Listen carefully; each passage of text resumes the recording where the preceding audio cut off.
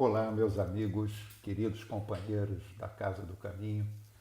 Estamos aqui nos encontrando mais uma vez para o estudo, esse estudo que nos esclarece, que nos liberta, que nos consola e que nos põe frente a frente com o nosso íntimo.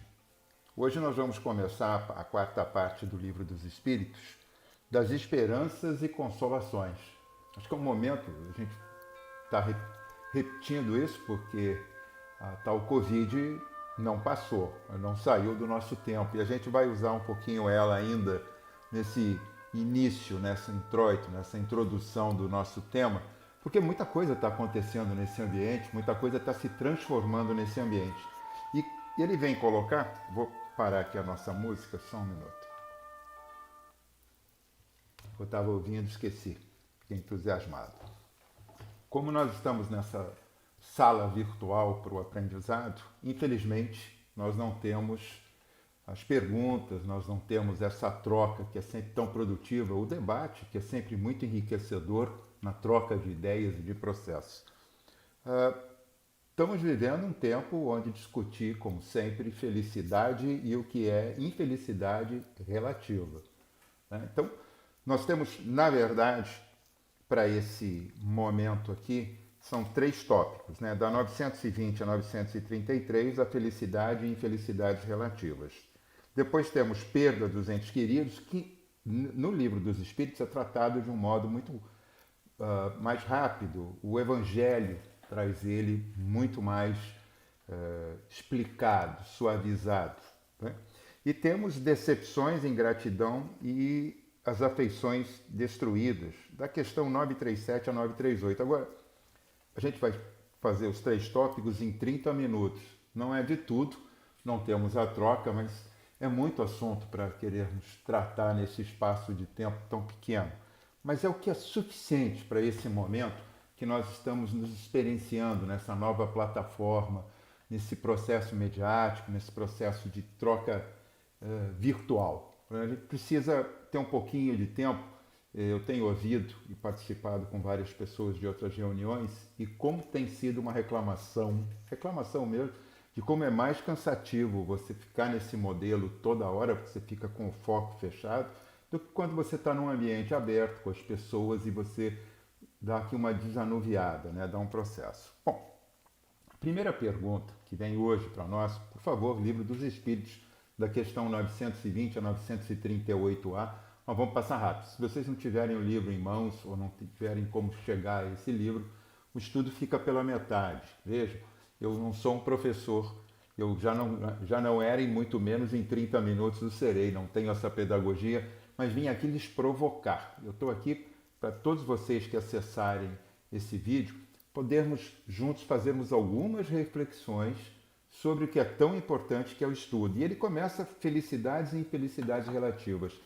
E aí eu vou me valer de um modo bastante didático e perguntar também para vocês o que é felicidade para cada um de vocês. Se nós estivéssemos em sala de aula, eu ficaria olhando, tentando perceber os olhares, as dissimulações que a gente faz, né? O que é felicidade, a gente pensa. Então, eu vou abrir um espaço para a gente pegar aqui, antes da doutrina, pegarmos o que o dicionário, né, de modo laico, trata. Não tem sentimento, não tem emoção, não tem religião. Ele tem uma base de buscar etimologia, buscar o sentido da palavra, do uso dela, dentro do contexto social que está no momento. Então, felicidade, o que é? Ele diz que é um estado de consciência plenamente satisfeito. Isso é um dos itens. Pode ser boa sorte, boa fortuna, mas o primeiro tópico que vem é um estado de consciência plena, satisfeita. Então, veja que até no dicionário cria-se um anteparo àquilo que se busca como felicidade hoje. Porque a busca de felicidade hoje, o que nos é vendido, não é o sentido da felicidade, mas são as coisas que devem conter felicidade.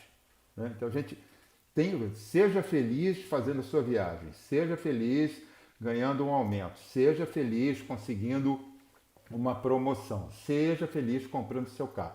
Tudo São pontos que vão querendo se montar esse quebra-cabeça do que vem a ser felicidade.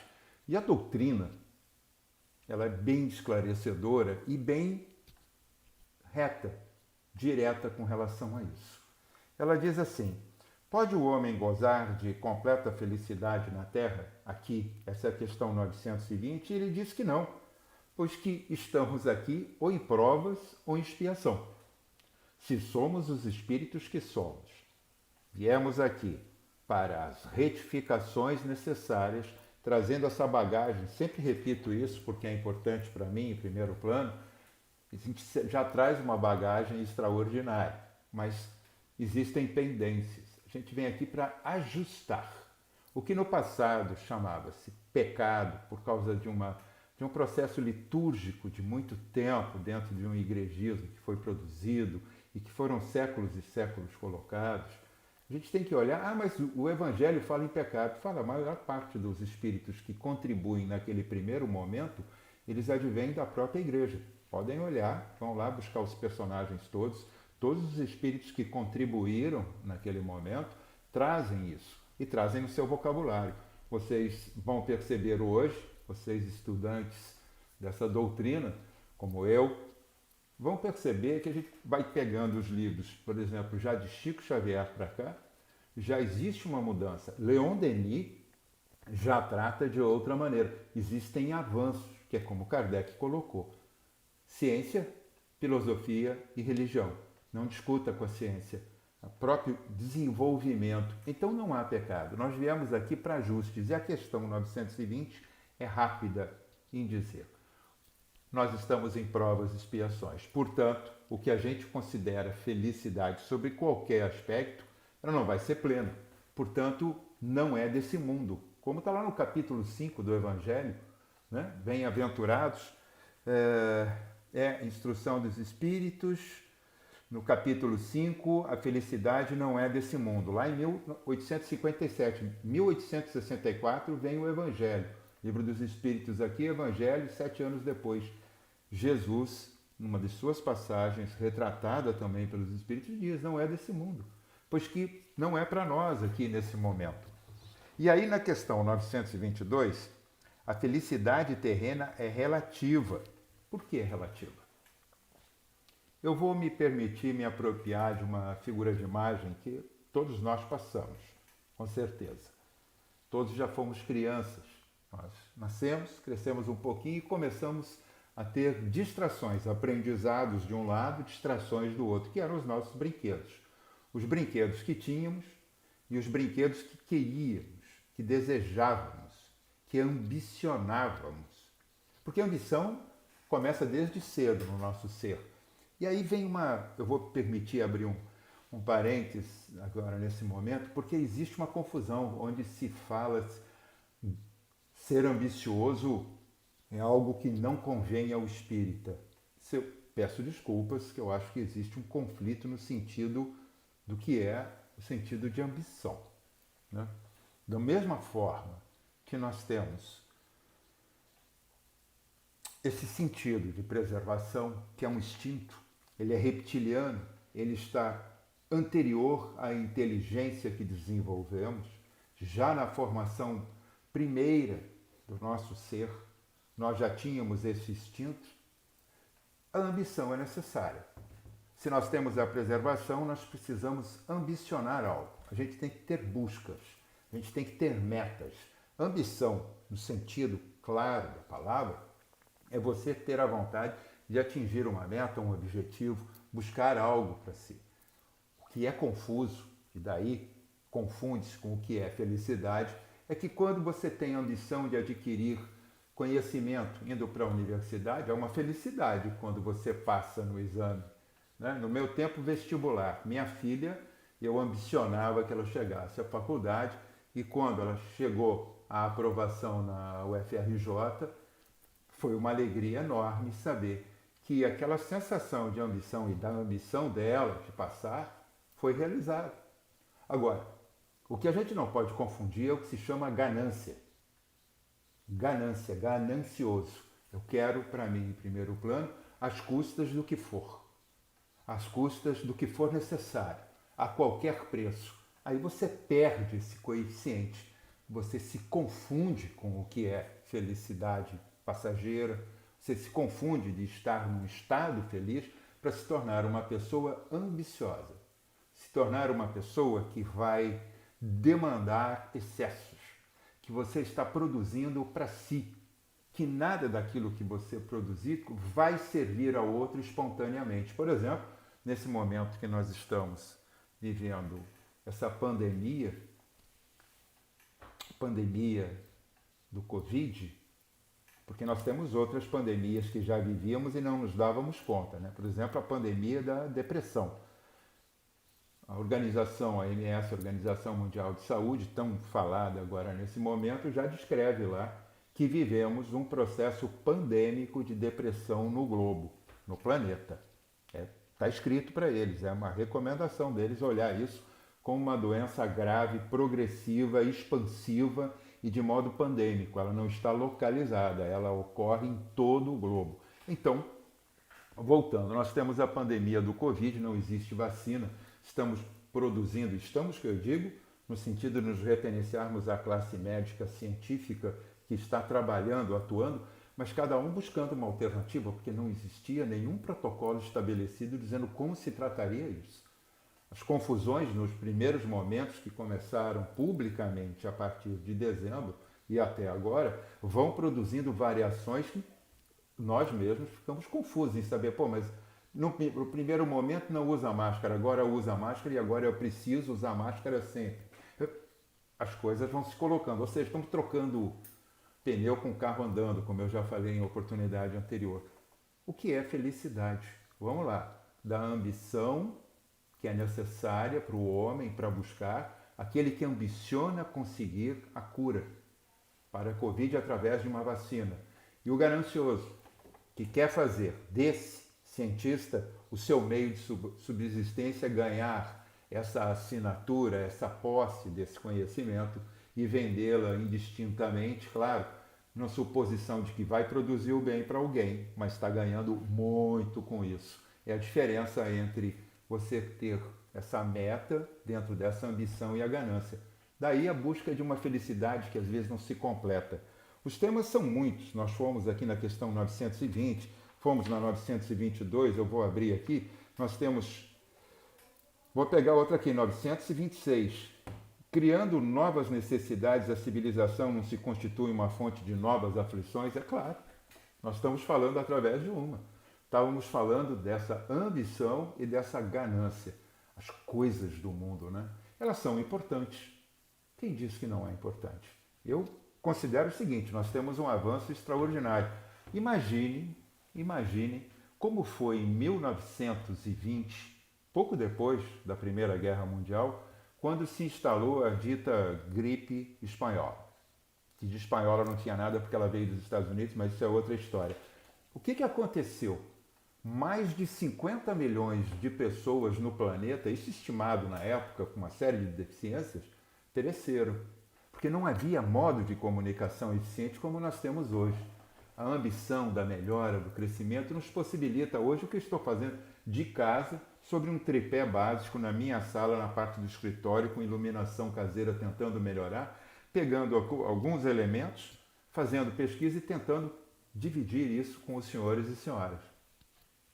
Isso é fantástico e é motivo de felicidade para mim e para quem for poder pegar o assunto através dos estudos na Casa do Caminho e em tantas outras casas espíritas co-irmãs com as quais temos possibilidade de nos consorciarmos. Mas isso é tecnologia. Então, o problema é quando nós começamos a ficar gananciosos com ou o domínio dessa tecnologia ou nos apossarmos da última cocada com relação à tecnologia. Você está querendo a tecnologia de amanhã. Você já vai dormir hoje pensando na tecnologia de amanhã porque você quer tê-la na mão, quando na verdade a gente não consegue nem dar conta do que está na mão. O que acontece é uma obsolescência mecânica e programada que vão sendo tirados de nós alguns processos, porque isso é do mercado para poder vender mais. Né? Mas isso também é outro assunto.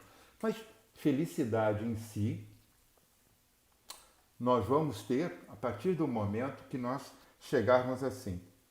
Existe, entretanto, uma medida de felicidade comum a todos os homens. Está na questão 922. Eu tenho que ler porque eu não vou poder usar a minha expressão para superar o que os espíritos trouxeram. Existe, entretanto, repito, uma medida de felicidade comum a todos os homens. Existe? Existe, a pergunta. E os espíritos dizem, para a vida material é a posse do necessário, e para a vida moral a pureza da consciência e a fé no futuro. Ou seja, ele não te tira, não te abstrai das coisas do mundo, desde que você esteja no necessário. O que é infeliz para nós, porque temos pouco, o meu telefone está desatualizado, o meu computador está ficando velho, o meu sofá precisa ser trocado, porque a gente vai ficando dentro de casa, começa a ficar com o mesmo ambiente, aquilo começa a sobrecarregar a gente também um pouco, né? A gente vai ficando interno e começa a olhar, a gente costuma sempre olhar primeiro os defeitos, para olhar o que é bom a gente não dá conta, né? E a gente não está dando a conta do que é bom estarmos vivendo esse momento para valorarmos o que já fazíamos e reclamávamos. Tem muita gente dizendo, eu quero voltar ao normal. Que normal? Né? É a mesma coisa, eu quero voltar a ser feliz. Que feliz? Coisas, momentos, expressões. Estamos fugindo de uma realidade básica. Somos espíritos trazendo nessa oportunidade toda uma bagagem para refazimento. E quem não sabe disso? Tem que pelo menos aprender a olhar para o lado. Não é possível que a gente tenha tanto de sobra de comida, alguns de nós, e outros não possam comer. Dependam da entrega de uma quentinha por um estranho, na sorte de que façam um percurso e passem por eles para lhe dar de alimento.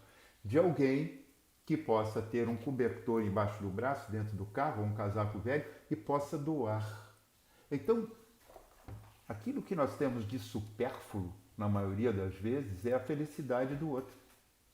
A gente fica se pensando, lá no brinquedo, aquilo que queríamos, aquilo que buscávamos, o carrinho, a boneca, o caderno de desenho, o lápis de cor, o pega-varetas, e o jogo, enfim, o que fosse a bicicleta, que valor tem hoje para nós, considerando que não tem ninguém com menos de 15 anos ou 12 anos aí nos assistindo. E mesmo que esteja com 12 anos, a progressão já é outra. Eu não vejo ninguém com 12 anos buscando uma boneca ou um carrinho, está buscando um iPad, está buscando um telefone da última hora, alguma coisa, mesmo que não tenha posse para isso, porque existe uma disseminação que te faz parecer um fracasso se não tiver isso. É a propaganda excessiva que também nos massacra e nos torna quase que pensando que somos impotentes porque não possuímos determinadas coisas. São coisas. São boas quando utilizáveis, quando dentro de um equilíbrio, quando dentro de uma posse normal, razoável e honesta, adquirida com o fruto do trabalho, adquirida com o fruto do seu conhecimento, do seu empenho, da sua renúncia, porque às vezes para comprar coisas a gente precisa renunciar para outras. Enfim, dentro de valores que sejam do trabalho e que sejam honestos. Agora, quando começamos a abusar das leis terrenas e, sobretudo, das leis divinas, que para ser feliz, que não é felicidade, é uma coisa transitória de um estar, não é ser, é estar com uma felicidade fugaz, transitória, rouba-se, mata-se, trapaceia-se, engana-se, mente-se. Vamos produzindo uma série de pendores, vamos produzindo uma série de resquícios negativos na escrita da história do nosso ser, que vão nos obrigar a repetências mais graves a cada vez, pois que é uma lei de ação e reação. Então, buscar felicidade, primeiramente, não é ser infeliz com a tal da relatividade, né? Felicidade e infelicidade relativas, não é ser infeliz pelo que não tem. Isso vai fazer aquele clichê. Pois é, mas começa a ser pensar que dá para ser feliz com o que tem e buscar mais, claro, é um direito. Ninguém está dizendo para estarmos estagnados, mas para não viver a frustração absoluta. Porque senão, no mesmo momento que a gente está aqui vivendo tudo isso, e é muito extenso, ele vai dizer e perguntar aqui, sobre os valores do que é razoável para nos trazer uma felicidade passageira é ter o necessário. Ter o necessário. E se assim não o tiver, de fato, nós vamos sofrer. Nós vamos ter um sofrimento porque aquilo pode estar como uma prova e expiação. Viver na miséria, viver sem o mínimo necessário, torna infelicidade. Você não ter uma materialidade mínima em termos de alimento, de remédio, de morada, de roupas, e poder ter também o acesso mínimo necessário às coisas que te tragam aprendizado, conhecimento, você está passando por um momento de infelicidade grave. Não ter saúde é grave. Não é estar doente, estar passageiro, é ser doente. Embora um dos grandes motivos da nossa doença está no nosso íntimo como seres que somos espirituais, com o nosso perispírito mostrando, a maioria das vezes, mas esse é um outro momento de estudo, as nossas doenças se apresentam como fatos dos momentos que fomos recalcitrantes, que fomos repetitivos em nossos hábitos, vontades e gostos equivocados. Equivocados. Então, felicidade é algo relativo. Temos hoje aqui, e a nossa felicidade, por exemplo, não passa perto do que é a felicidade do nosso irmão norte-americano. Não passa perto do que é o nosso irmão na África, porque elas estão distantes, tanto para um lado e para o outro, do eixo que nós pensamos sermos felizes. O que temos hoje ao dispor de cada um de nós infelicita um e seria por demais para outros que nada têm. Então, vamos pensar o que é esse momento de reflexão de valorarmos, primeiro, saúde, família, meio em que estamos, porque existem muitos de nós que estão saindo diariamente para o trabalho. Alguns estão podendo ser guarnecidos dessa infecção que ocorre de modo generalizado, mas outros todos os dias estão lutando com os seus medos e se expondo de uma forma que não damos conta.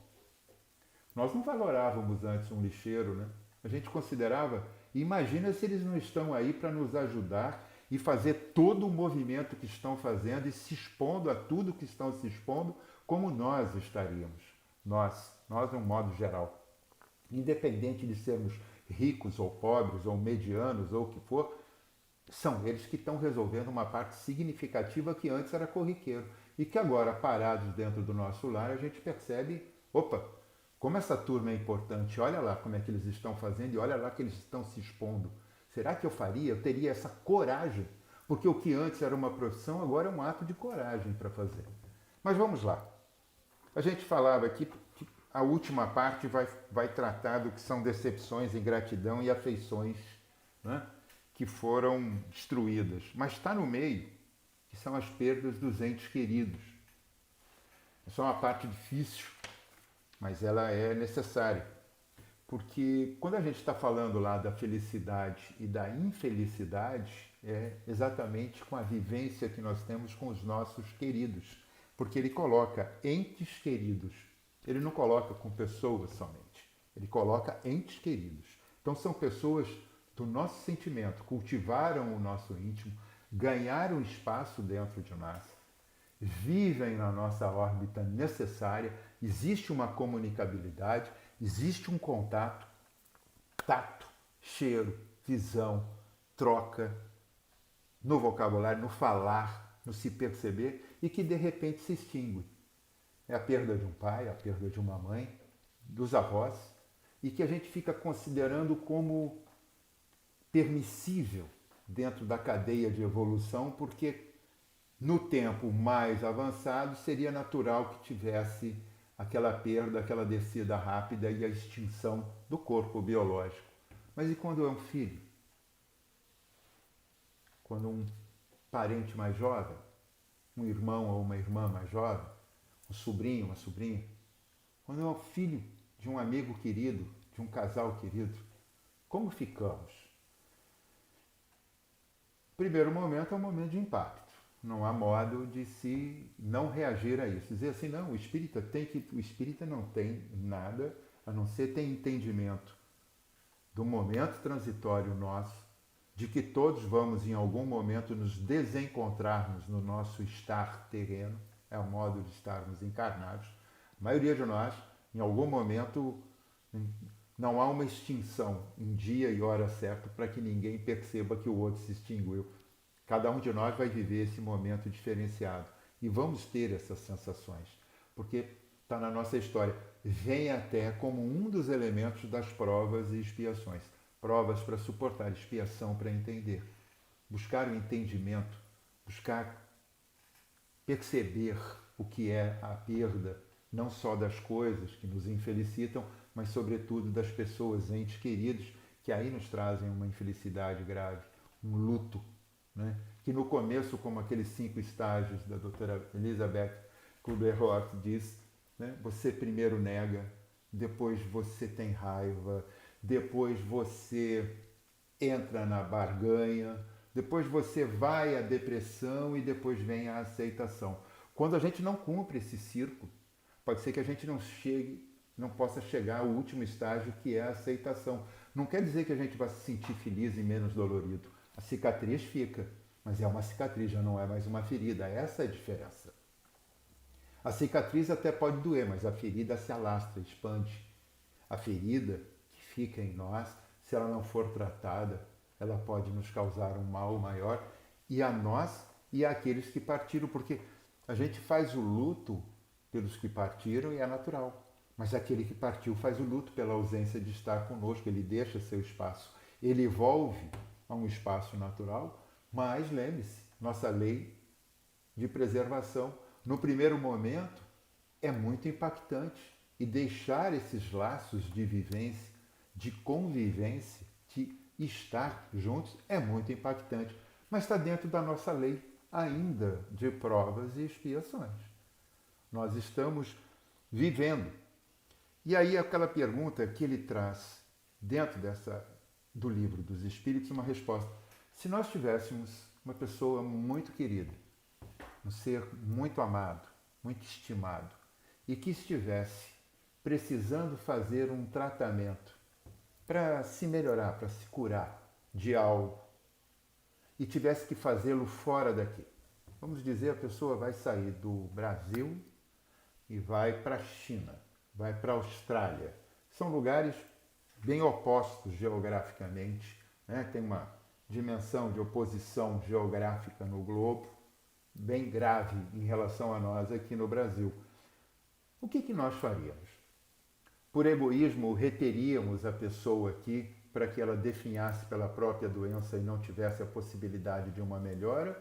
Ou, mesmo sobrepondo com essa dificuldade da perda, entenderíamos e torceríamos por uma melhora? Não, segue, vai, faz essa melhora. Eu não sei quem já teve a experiência aqui, primeiramente, de ter um ser muito querido, doente, próximo de si. E a gente fica naquela busca, melhora, melhora, melhora, e é claro, é natural, é perfeito, faz parte do amor, faz parte dessa sensação, é um aprendizado mútuo. Mas chega um momento em que a gente torce para que a misericórdia divina possa levar aquele ser o quanto antes. Mas isso é só no tempo de cada um. Mas a gente faz a torcida íntima. A gente não fica naquele discurso, não, segue normal que está tudo bem. Não. A gente luta para que eles fiquem. E depois a gente até luta para que eles sigam por causa da sua dor. Daí fica essa segunda parte, nesse espaço de tempo muito pequeno, já estamos com 29 minutos, para pensarmos um pouquinho nessa questão da perda dos entes queridos. 934 a 936, mas vai no Evangelho. Começa lá no capítulo 5, vai buscando todos eles. Nós vamos ter um entendimento, porque é reconfortante o Evangelho também. O que esclarece o livro dos Espíritos, o Evangelho nos reconforta, nos abriga, nos cuida. E por último, o termo que é também bastante instigante, alguém aí já sofreu ingratidão ou decepções? Eu vou até fechar o livro dos Espíritos que estava aqui na minha frente, porque fica a pergunta para todos vocês. Se sofreu, minha posição, e eu estou aqui disponível para essa reflexão, muito bom. Muito bom, porque está lá no resto, vai até a questão 938, pode pegar tudo que está lá.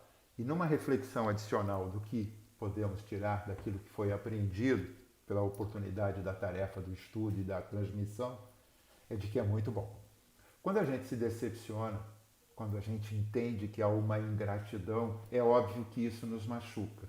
O que nos dá a prova de que não somos indiferentes às relações e que de alguma forma produzimos confiança, amor, bem-querer, estima, né? Produzimos um conjunto de ações e isso foi de alguma forma pela outra parte deixado para lá. Houve algo que motivou a outra pessoa, seja ela quem for, motivou-a a se desprender de toda essa tua oferta de amor, de dedicação, de confiança, de enfim, de troca contínua por busca de outra coisa. É a ingratidão, é a decepção que você tem com a pessoa, é na verdade a desilusão, porque estávamos vivendo iludidos com relação a um status quo, a um status de convivência com alguém, e aquilo era absolutamente frágil, não era verdadeiro, não tinha consistência, era uma relação que ficava pendurada, é o tipo paixão. A paixão, quando está pendurada nas paixões ou pelo sexo, ou pelo conjunto de estar vivendo momentos junto com drogas, ou de momentos de estar vivendo absoluta ganância por consumo, por dinheiro, por coisas que sejam, tudo aquilo que exacerba se torna uma paixão, ela é passageira. Deixa de ser um sentimento. E aquilo desilude, aquilo impacta, causa uma decepção, porque não tem continuidade. Por que não tem? Porque não tem estrutura. Foi construído sobre a areia e não sobre a rocha. Porque na rocha a gente constrói e aquilo resiste. Sofre o impacto da tempestade, sofre o impacto das águas, sofre o impacto de todos os intempéries, mas se mantém. Essa é a figuração que é inclusive trazida para nós muitas vezes, está no Evangelho da mesma forma. Mas se construímos de um modo fugaz, rápido, só por uma conveniência, isso é o flagelo. Mas desiludir é muito bom no primeiro momento para que entendamos que agora estamos vivendo a realidade. Estamos desiludidos com o mundo que estávamos vivendo até pouco tempo atrás. Quantas coisas achávamos essenciais, obrigatórias, necessárias e que agora estamos sem elas. Eu não vou aqui enumerar porque cada um vai perceber isso no seu conjunto e até porque geográfica, social, política, econômica e financeiramente isso muda no contexto, mas cada um de nós está percebendo que eram coisas que agora não estão acontecendo. O essencial, a gente poder chegar no supermercado, encontrar comida e ter comida dentro de casa, que antes, para muitos de nós, infelizmente era algo trivial. Eu digo infelizmente porque muitos não têm acesso a isso. Então não era valorado como devia, agora está sendo. Eu, pelo menos, estou percebendo isso. Nós estamos tendo uma mudança do nosso status quo. Nós estamos vivendo um medo, uma insegurança, mas que é necessário o quê? Fé e confiança naqueles que estão produzindo algo para essa situação melhorar e, sobretudo, sobre a espiritualidade, porque isso não está acontecendo por acaso. O que estamos vivendo nesse processo pandêmico é para nos chamar a atenção, abrir os nossos olhos, nos tornarmos mais coesos com a célula máter que é a família, e daí produzir tecidos mais firmes para poder ajudar a todos aqueles que estão vivendo com tecidos lacerados. É nossa obrigação, é a nossa oportunidade de botarmos à prova e de nos colocarmos acima somente dos nossos problemas. Como disse Dr. Herman, e com ele aprendi e aprendo sempre, ora por ele e ele vai orar por você. O teu problema vai ser cuidado por ele. E você deixa o teu problema de lado e vai orar pelo problema do companheiro. Vai orar pela melhora dele. Vai orar para que o conjunto se melhore. Deixa teu problema de lado porque ele está orando por você. Vamos nos trocar, fazer o que é necessário. Se houve a desilusão, dá caminho e andamento àquele que se vai, sem raiva. A raiva vai acontecer num primeiro momento, mas supera. Não cria o ódio nem a vingança. Deixa a raiva acontecer. Transforma isso num aprendizado e ser de bom e de bem para com o teu próximo. Você não vai ser vencido, como disse Madre Teresa de Calcutá uma vez, numa célebre oração que ela faz, mas que o final é muito importante. Você vai fazer o bem e não vai ser entendido. Você vai fazer o bem e não sabe por que não vai ser compreendido.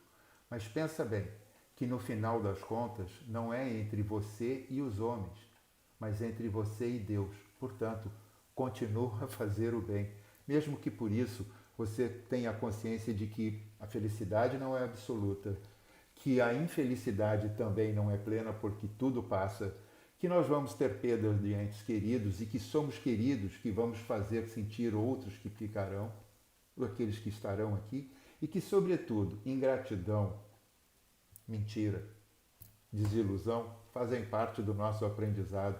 Quem sabe nós não estamos experimentando aquilo que já causamos a tantos, que a gente tenha o saber de perceber, entender, poder reparar como? Fazendo o bem. É isso. Que possamos ter, com isso, encerrado aqui esse momento do nosso estudo, pelo que eu fico muito grato, rogando a Deus para que todos tenhamos muita saúde no íntimo, muita saúde do corpo, muita saúde do espírito, para podermos ultrapassar, não é suportarmos, ultrapassar esse momento que estamos vivendo, que é transitório. Vamos superar. Que os nossos corações, que a bússola do nosso íntimo esteja voltado para esse modelo e guia, que é o norte, para a nossa bússola do coração, Jesus, o irmão maior e médico de nossas almas. Que os bons espíritos estejam a nos acolher a todo instante em nossas sintonias, eles, nossos fiadores de nossa presença e de nossas ações, nossos mentores que nos fiam a oportunidade dessa existência e que possamos ser gratos por todo o aprendizado que Dr. Hermann nos trouxe, junto com a pleiade de bons espíritos que obram com ele nessa casa de luz e paz, Casa do Caminho. Obrigado pela oportunidade, obrigado pelo trabalho, que sou convidado como facilitador externo a estar com todos vocês, mas me sinto, particularmente, um pouquinho trabalhador dessa seara de Jesus, comandada por este grande espírito chamado Dr. Hermann. Obrigado, uma noite de paz e saúde para todos. Graças a Deus.